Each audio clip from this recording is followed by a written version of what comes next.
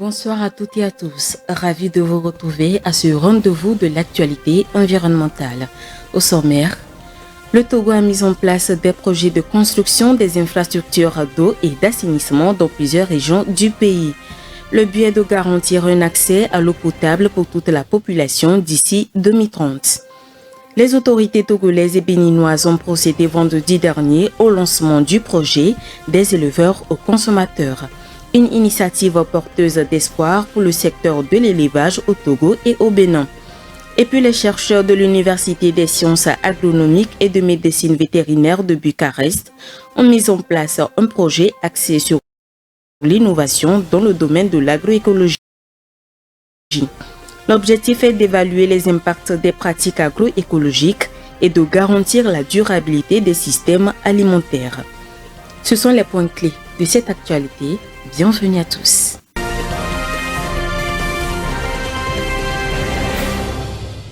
Afin de garantir un accès à l'eau potable pour toute sa population, le gouvernement togolais a mis en place des projets de construction d'infrastructures d'eau et d'assainissement dans plusieurs régions du pays.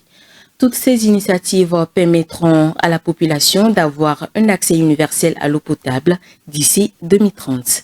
Le commentaire est signé Honoré Kata. Le Togo a réalisé d'importants progrès en matière d'accès à l'eau potable et d'assainissement ces dernières années. Le taux de désertano est passé de 47,66% en 2014 à 69% en 2023, avec des disparités notables entre les zones rurales, semi-urbaines et urbaines. Pour améliorer cette situation, plusieurs projets ont été mis en œuvre, notamment la construction et la réhabilitation de points d'eau, l'extension des réseaux de distribution et l'exploration de solutions alternatives comme l'exploitation des eaux souterraines profondes. Parmi les initiatives majeures, on retrouve le projet d'amélioration des conditions sanitaires en milieu scolaire et rural, financé par l'AFD, ainsi que le programme de sécurité hydrique en milieu urbain qui vise à renforcer l'approvisionnement en eau potable dans les périphériques de Lomé. D'autres programmes, comme le programme saoudien de puits de forage, ont permis de doter certaines régions de mini-adductions d'eau potable et de systèmes autonomes équipés de panneaux solaires. Le volet assainissement a également connu des avancées notables avec l'implantation de centres d'enfouissement technique pour la gestion des déchets à Akepe, à Takpame et Sokodé, ainsi que la construction de stations de traitement de boues de vidange, dont une déjà fonctionnelle à Sokodé et deux autres en cours à Akepe et Djagblé.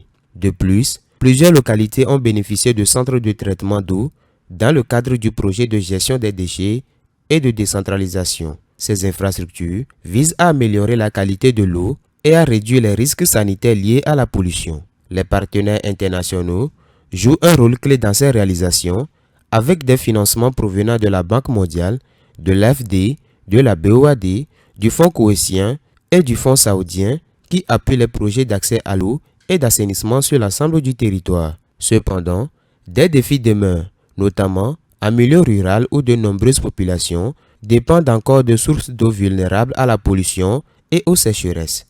La pollution des nappes phréatiques par les pesticides et les déchets industriels représente aussi un problème sanitaire majeur, nécessitant un encadrement strict des forages privés.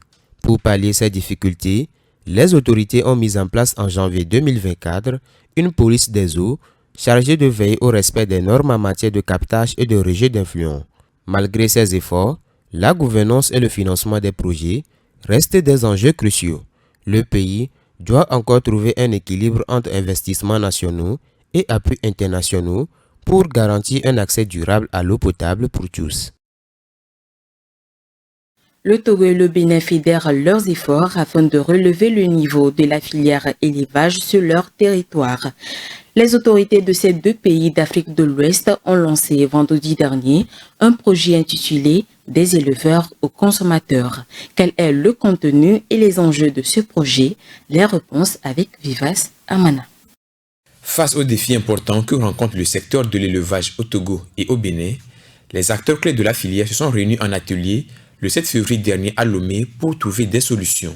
Ils ont lancé ensemble un projet intitulé « Des éleveurs aux consommateurs » afin de trouver des solutions collectives pour un avenir durable. Cette action vient renforcer le programme d'action du gouvernement volet agriculture qui prévoit booster les productions locales, notamment des filières lait, viande et œufs de table avec comme objectif stratégique d'atteindre à l'horizon 2026 des niveaux de production qui assurent la couverture durable des besoins de la population en viande, lait, œufs de table et limiter les importations et sorties de devises, d'accroître la production de viande et de lait des animaux de production et faciliter l'accès aux semences animales de qualité. Au vu des enjeux, notamment le manque de production de viande dans les deux pays, l'insuffisance de lien entre les différents acteurs de la chaîne de valeur et une dépendance préoccupante aux importations massives de produits carnés en provenance de l'étranger, ce projet revêt une ampleur capitale. L'idée, c'est d'arriver à trouver des solutions aux différents goulots d'étranglement qui freinent la promotion de l'élevage, que ce soit au Togo ou au Bénin. En termes d'objectifs de développement, le projet prévoit d'améliorer la sécurité alimentaire et la souveraineté alimentaire à travers l'augmentation de l'offre locale en produits carnés. Le projet est estimé à un montant de 1,125 milliards de francs CFA et bénéficie d'un financement partiel de l'Agence française de développement. Il se déroulera sur une période de 32 mois et vise à toucher 890 éleveurs, dont 800 au Togo et 90 au Bénin. Les consommateurs qui pourront bénéficier sont estimés à 24 000 dans les deux pays. Le Conseil ouest et centrafricain pour la recherche et le développement agricole COURAF a officiellement lancé mardi dernier à Dakar, au Sénégal, le projet intitulé « Réseau en agroécologie pour promouvoir la durabilité des systèmes alimentaires RADIUS ». Issu de l'union de 5 pays ouest-africains, ce projet vise à passer d'une agriculture intensive à court terme à une production durable et régénératrice avec de meilleures pratiques respectueuses de l'environnement. Suivant. Face aux défis climatiques et environnementaux croissants, 5 pays ouest-africains s'unissent pour transformer l'agriculture grâce au projet RADIUS, une initiative qui allie innovation scientifique et savoir traditionnel des communautés rurales. Officiellement lancé le 4 février 2025 à Dakar au Sénégal par le Conseil ouest et centrafricain pour la recherche et le développement agricole COURAF, le projet RADIUS ambitionne de repenser l'agriculture à travers une approche intégrée et durable où les communautés rurales sont les principaux acteurs de la transition.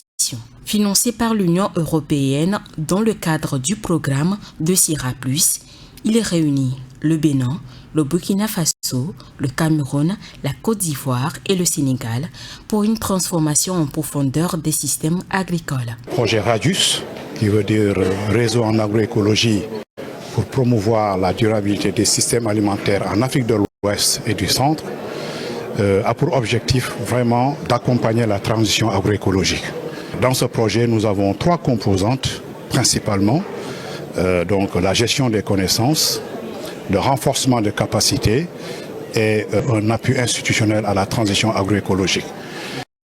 Voilà. Et donc si on prend la première composante, gestion des connaissances, la finalité, c'est vraiment de créer une plateforme unique et accessible pour l'ensemble des acteurs.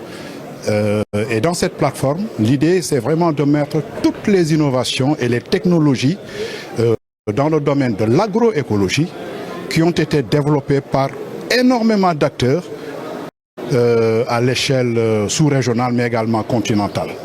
Ce projet ne se limite pas à une simple modernisation des pratiques agricoles. Il porte également une vision politique, sociale et environnementale pour un développement durable. RADIUS vise plusieurs transformations structurelles, à savoir régénération des sols, développement de l'entrepreneuriat local, renforcement de la résilience des systèmes agricoles face au changement climatique. Les méthodes mises en place seront participatives, notamment des formations, des échanges d'expériences et des créations de plateformes d'apprentissage entre agriculteurs. Chaque paysan deviendra un acteur clé de cette transformation. Le soutien des gouvernements et des institutions internationales est déterminant pour assurer le succès du projet RADIUS. L'Algérie répond à une résolution majeure visant à corriger les problèmes liés à la sécheresse et au manque d'eau que subit le pays. Pour ce faire, il est prévu un investissement de 2,4 millions de dollars. Ces fonds permettront à la réalisation de 5 stations de dessalement d'eau de mer en vue d'accroître le taux de couverture des besoins en eau dans le pays en 2025. Rafitou Biriko. L'Algérie est de plus en plus confrontée au manque d'eau potable et aux sécheresses récurrentes, conséquence du dérèglement climatique. Pour corriger le tir, le pays a décidé de mettre en place des solutions favorables afin de hausser le plus tôt possible la capacité de dessalement de l'eau de mer de 18% à 42% au cours de cette année. Ainsi, il est prévu la construction de 5 stations de dessalement de l'eau de mer dans les semaines à venir et 6 autres usines de dessalement à l'horizon 2030. La réalisation de ce projet en un temps record va nécessiter un investissement de 2,4 milliards de dollars. L'autre solution prise par le gouvernement est de réutiliser 60% des eaux usées dans l'agriculture et l'industrie, ce qui permet de réduire la pression sur les ressources naturelles. En outre, des plans directeurs d'aménagement intégrés des ressources en eau ont été adoptés par les agences de bassin visant à renforcer la sécurité hydrique et alimentaire. Il s'agit par exemple, selon les hydrologues, d'adopter le concept de ville éponge en vogue en Chine et en Allemagne, créer de nouveaux forages pour améliorer l'irrigation agricole qui assure la sécurité alimentaire, même si celle-ci est loin d'être une solution durable. L'Université des sciences agronomiques et de médecine vétérinaire de Bucarest en Roumanie a récemment mis en place un projet de laboratoire vivant et d'infrastructure de recherche en agroécologie. Il vise à explorer l'intersection entre l'agroécologie et la nanotechnologie en vue d'optimiser les pratiques agricoles, améliorer la productivité et préserver l'environnement. Les détails dans cet élément. Face aux défis environnementaux et climatiques, l'agroécologie se positionne comme une solution clé pour garantir la durabilité et la résilience des systèmes alimentaires. C'est dans ce cadre que l'Université des sciences agronomiques et de médecine vétérinaire de Bucarest en Roumanie a mis en place un projet ambitieux. L'objectif principal de cette étude est d'évaluer les impacts environnementaux, économiques et sociaux des pratiques agroécologiques en intégrant des nanomatériaux innovants.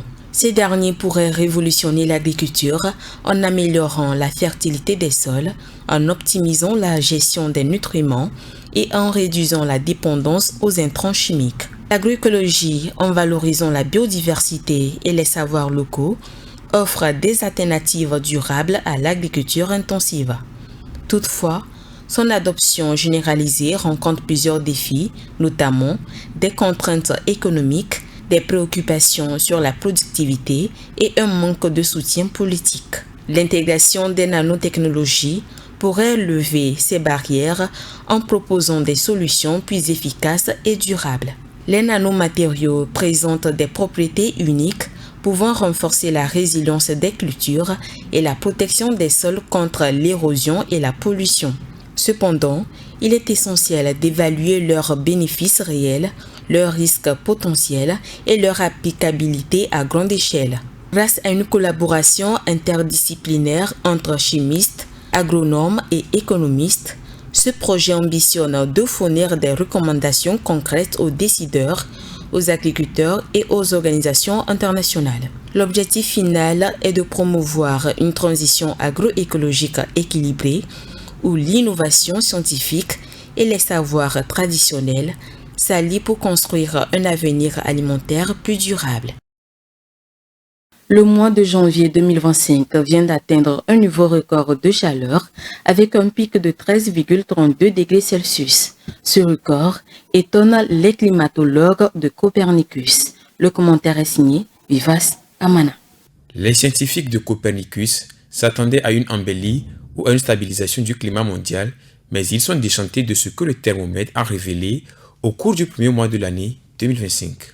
L'Observatoire européen du climat Copernicus révèle que janvier 2025 est le plus chaud mesuré dans le monde sous l'effet du réchauffement climatique d'origine humaine. La température moyenne observée est de 13,23 degrés Celsius selon Copernicus et dépasse de 1,75 degrés Celsius le niveau pré-industriel. Ce record de chaleur surprend les scientifiques qui s'attendaient à un arrêt de la série de records des années 2023 et 2024. En effet, avec la fin du phénomène naturel réchauffant El Niño et l'arrivée de son opposé La Niña, les climatologues s'attendaient à un refroidissement du climat mondial. Lorsque vous vous éloignez de la zone du Pacifique tropical et que vous regardez d'autres bassins océaniques, vous voyez que les températures sont toujours à des niveaux records.